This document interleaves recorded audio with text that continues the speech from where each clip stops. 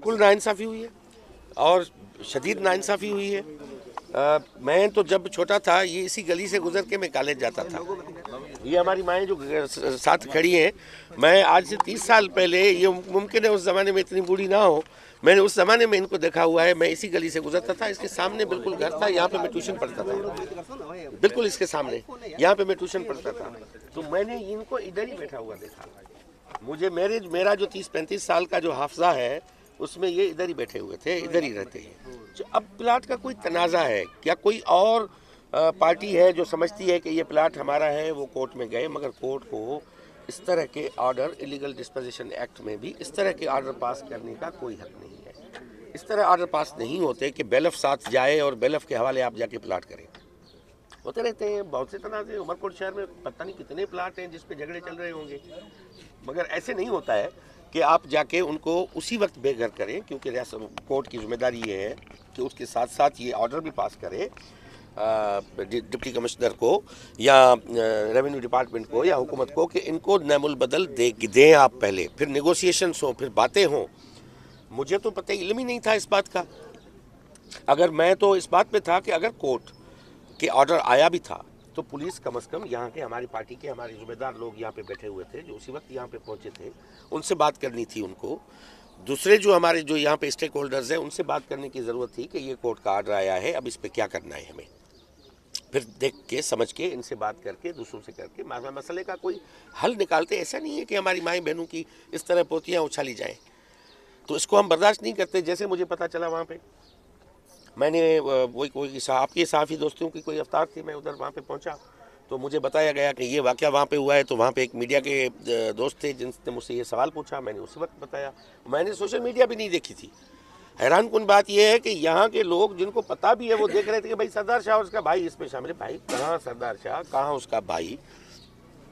मैं तो हैरान था कि उसके भाई कहाँ। अब कोई भी शाह है या सैयद है, मैंने बयान दिया, कहीं पे भी कुछ करेगा वो मुंसलिक आप करेंगे कि वो सरदार शाह का है। मैं कहता हूँ उन सियासी यतीमों को कि खुदा का वास्ता है भाई, रमज़ान का महीना है, ये हमारी मुसलमान माएँ बहनें हैं। पुलिस ने इनके साथ ज्यादती की है तो पुलिस को हमने कंडेम किया। इंक्वायरी कमेटी भी बनी, उस पर अभी वो इंक्वायरी भी हो रही है। लोग जो उनमें थे उनको सस्पेंड भी किया गया है। अब इंक्वायरी रिपोर्ट आने दें। अब मुझसे अगर किसी को लड़ना है, सियासत करनी है, उसके और तरीके ढूंढो भाई। ये यतीमी वाली सियासत अब नहीं चलेगी। ये हमारी माएँ, इनकी पोतियों पे सियासत नहीं करो। बाकी इनका जो मसला है, इनके प्लाट का मसला है, वो मियाँ खालिद वलारी साहब आए थे, हमारे जो डिस्ट्रिक्ट के वाइस चेयरमैन हैं, और बुरहान कुमार साहब जो सीनियर वाइस प्रेसिडेंट हैं, वो यहाँ पे आए थे रात को। उनको आके रात को यहाँ पे उन्होंने बिठाया इन घरों पे। अब जो भी सामने वाली धुर है वो अपने कागजात लेकर आएगी। उसके ईद के बाद हम कोई कमेटी बनाएंगे, वो देखेंगे कि भाई उनकी दावा गलत है, सही है नहीं है। मैंने तो 40 साल से इनको इधर बैठा हुआ देखा है। अब उसके बाद अगर कोई खाता हुआ है वो कहाँ से आया है, इसकी तफ्तीश होगी, इसको पूरा देखा जाएगा।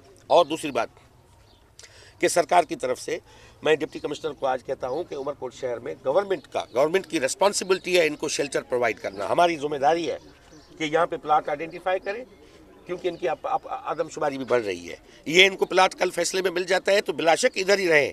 इनके जो और बच्चे बढ़ते हैं तो उनको अलग हम प्लाट जो है वो देंगे। ये नहीं कि इसके बदले में हम दे रहे हैं।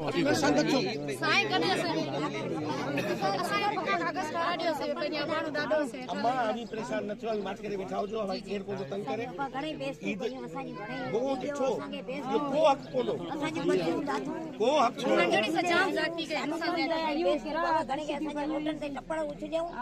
अच्छा आवाज जो सामान जो है उनका भी मुंह चाहिए है वो भी करूं था। अभी मात करे बैठा हो थे ईद गुजरन जो ईद का पुलिस सुधा थी कागज की आया छाछो साथ हिनन के खातो आऊं कतई अभी यो समझी छो आवाज जी इज्जत ने नामूस का मथे असा के का शे काने बाबा असी आवा सके असा जी सड़ी पार्टी नुमाइंदा ये आवाज पंजा जेके दवा कर बिछाए सरकार कानून वाला ब्या जेके पंजी आइन के बोल कल भी चाहिए है मुंह चो कि बाबा आऊं गलत बयानी कोन कंदुस गाल एडी आऊं कोन कंदुस जे मुंजो को जाती मुफाद इंटरेस्ट होजे अवी ते बैठायो अल्लाह पाक तवा के इज्जत दे आवाज जो नंग नामूस सलामत रखे आई असी गदेऊ जेको वाकई छो उन के असा सजा दीदासी के फर किरदार ते पुजाईदासी। चेयरमैन बिलावल साहब जो मैसेज है आऊं आयो उन सरकार जी नुमाइंदे तौर हमारी पार्टी से अलग है कारोड़े हुसैन भाई जगह पर आऊं उन नुमाइंदे तौर साñो ना सही असी आवाना पाड़े श्री असी आऊं एप्रिशिएट कया तो फैसलो थियन दियो सुबह जो जेके उन जो मुआवजो थे तो बिलाशक पार्टी जो चेयर हिन में असांजी पीपल्स पार्टी जो आहे इहो क्रेडिट पीपल्स पार्टी खे वेंदो न, इन जो क्रेडिट ॿियो त केरु कोन खणंदो। ऐं ख़ालिद साहब जेकॾहिं पैसा ॾे थो त आउं एप्रिशिएट थो कयां। सर एक इशू चल रहा है कि अगर मूं हुन राति असांजो जेके बि हमरा हुआ उनखे मोकिलिया, मुंहिंजो वापसि इंतज़ार कयो विहारियो, शाम जो बनायो खाली। ठीकु आहे, मूं 40 साल खां अॻिते वेठल थियो आहे। पुगो मियां ख़ालिद वलारी तव्हांखे वठी पंहिंजे घर में विहारियईं, हिन ॾींहुं हाणे मूंखे ख़बर इहा पई त तव्हांजो हितां खां सामान खॼी वियो आहे।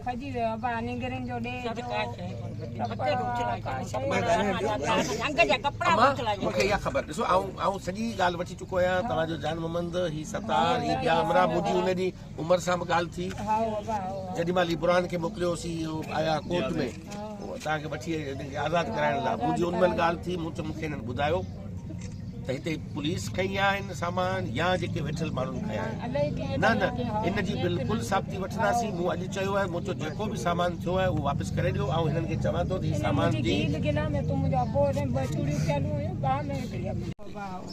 उन्हनि खे सलाह असांखे ख़बर आहे, असांखे सभिनी चयो कि तव्हांजे पीपी भुट्टे जा वॉन्टर भुट्टे जो मुंशी तव्हांजे पीपी अहिड़ा कोन हूंदा।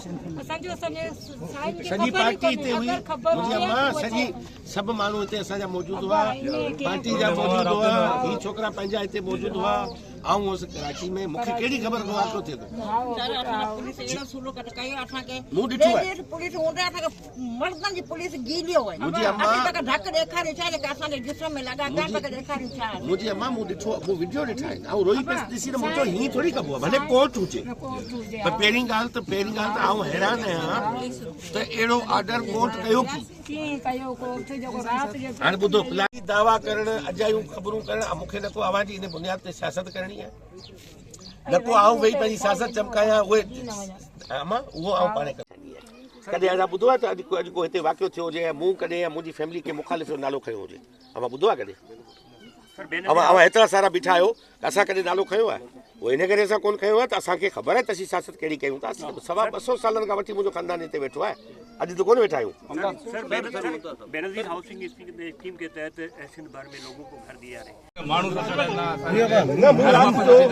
ख़ालिद ऐं बुरहान खे ऐं सभु तूं गॾु हुए, असांखे चयो राति जे पेट में हिनखे वापसि ऐं मूंखे जी ख़बर पई आहे कराची में वापसि विहारियो ऐं ॿिए ॾींहुं माण्हू छॾाए, पोइ बुरहान खे चयो, बुरहान उते आयो कोर्ट ते, मुंहिंजो वठी माण्हू पंहिंजे घरनि ते पुॼायो। फ़िलहाल जेको अमल पुलिस कयो आहे उनखे असीं पाणे था ॿुधूं, बाक़ी अव्हां जा जेके मसइला आहिनि अम्मा असीं बदले पासे हल। जी मैं देखिए वो उनके वो असल में स्कीम शुरू हुई थी जो सैलाब मुतासरीन हैं उसके लिए हुई थी, वो 2022 वाले सैलाब मुतासरीन की उनकी डेटा भी पहले कलेक्ट हो चुकी है। मैं इसलिए कह नहीं सकता कि वो उसमें दे सकते हैं या नहीं दे सकते, मैं उससे बात ज़रूर करूँगा जो ये प्रोजेक्ट है हाउसिंग स्कीम वाला, अगर उसमें, और दूसरा भी सिंध हुकूमत का हाउसिंग वाला स्कीम का है। हमने जब मैं यहाँ पे आया हूँ मैंने कहा है कि भाई इनके दुख सुख में हम इनके साथ हैं, इनके साथ शामिल हैं। अब यहाँ पे पॉइंट इस करने के लिए मैं ऐसा वादा नहीं करूँगा जो इन प्लाटन ते तनाज़ा हूंदा, पर ये आदर थोड़ी थींदो आहे त बेलफ गॾु वञे ऐं उन जे हवाले करियो। तो इहो मुकमिल तौर ते इहो फ़ैसिलो जेको कोर्ट जो हो, अहिड़ो फ़ैसिलो असां कोन ॾिठो। पुलिस जेका कार्रवाई कई उन सां असीं कंहिं क़ीमत ते गॾु कोन आहियूं, न पुलिस ऑफिसरनि सां गॾु आहियूं। जॾहिं मूंखे ख़बर पई, अम्मा जॾहिं ख़बर पई, मूं ओॾी महिल ई असांजा हमरा हिते ॿियूं ख़ालिद वलारी साहब पंहिंजो वेठो आहे, बुरहान कुमार वेठो आहे, ही घनश्याम पंहिंजो बीठो आहे। न हिननि खे मूं चयो, मूं हिननि खे चयो त हिकदमि वञो ऐं सईदनि खे चयो बाबा तव्हां निकिरो हितां, या हुनजा माण्हू वेठा आहिनि तव्हां निकिरो। पहिरीं त ही जेके बि घरनि मां निकिता